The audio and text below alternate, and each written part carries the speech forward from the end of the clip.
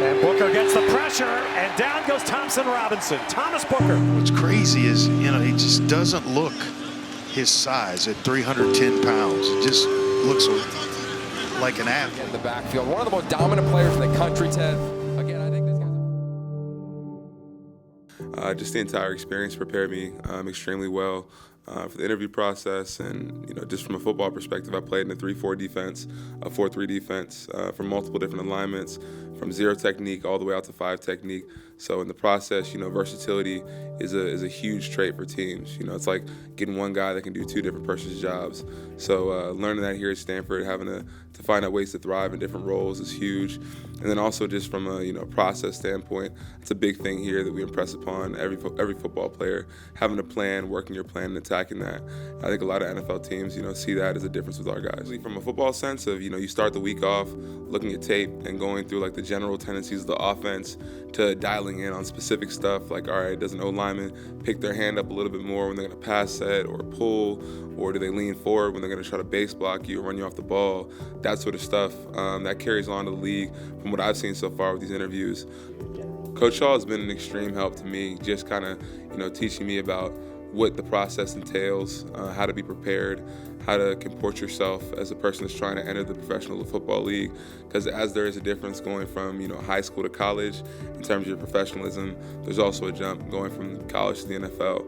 I think he's been extremely helpful with that. And he also gives his players, the freedom to ask why. I think that's a really big thing that's been helpful for me with this process, is the fact that I understand the why behind, our specific techniques, like why we have certain, body attitudes or stances or stuff like that. He encourages an atmosphere of, questioning things so you can understand them, because naturally in the football game, there's going to be stuff that you've never seen before. So if you don't understand the why behind what you're doing, then you're going to have a tough time adapting to all of those circumstances that are unforeseen. So I definitely appreciate him for that, and I think it's helped me in my draft process. This isn't just your football friends. You have to go to other people for different things. These are extremely, talented individuals in every sense of the word, in every facet, right? That's how you got here. That's how most people got here, whether you're a student athlete or not. You're a jack of all trades to an extent. So, being able to have like varied relationships with the guys in the locker room, and they're going to support you from a football sense, but also from an emotional sense, whatever you need. That's definitely what I love about the locker room, what I miss about it. I could pull up, Oregon my freshman year, winning overtime there, college game day.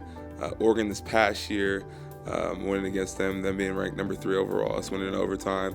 But there's one that goes over all of them. Had to be my junior year against Cal in the rivalry game. They scored a touchdown. They're about to tie it up with the PAT. I knew that I had to make something happen, so got like 3 to 4 yards of penetration into the backfield, and the ball didn't even hit me in the hand, it hit me in the elbow. Just having that moment of jubilation, Coach Shaw jumping up and down, the whole team celebrating, especially being at Cal Berkeley. That was an experience that I'll remember for my entire life. Being able to kind of do like the walk-off play is what every player dreams of in any sport. So doing that in the rivalry game, in the big game, that was special.